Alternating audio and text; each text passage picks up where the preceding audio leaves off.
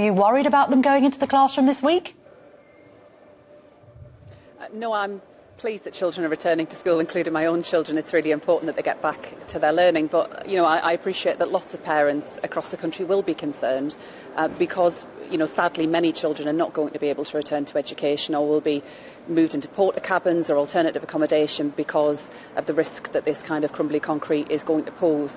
It all feels very last minute, and what we're calling on the government to do is to publish a full list of all of the schools affected so that parents can be confident about where the problems are, and if they're not prepared to do that, we'll force a vote in Parliament this week to make it happen. And are you worried that the government has been rather trying to cover up how many schools are affected? We see reports in the newspapers this morning that there's also hospitals affected. There's now new fears over asbestos. There's the suggestion perhaps that this concrete has been used in other public buildings that may again put public safety at risk.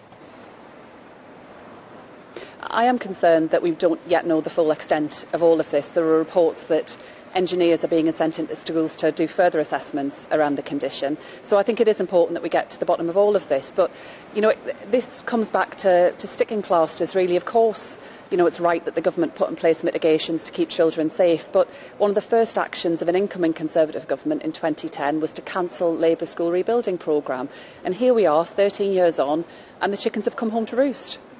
I mean, at the same time, you might say that, to be fair, this has been a historic problem. I remember when I first started out in journalism covering these sorts of stories. They also happened under Blair's leadership. Historically, perhaps successive governments simply have not done enough to reinforce the school estate.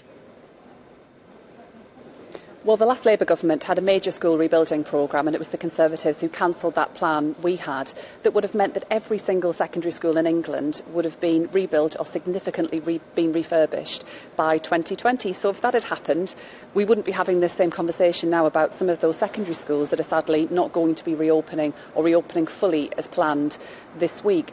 But alongside that, many of the schools in question have a length of time that the schools were intended to be built for. They've long since passed that natural life, and I think it is frankly negligent that the government have time and again cut the funding for school rebuilding, but alongside that have just failed consistently to be upfront about the scale of the challenge we face. I've been raising this with ministers for months and months and months, and they've known for a very long time about the need for action. So I think this last-minute scrabble really should have been avoided. It's not fair for parents, and it's certainly not fair for school leaders who are trying to get everything back up and running at the start of the new term.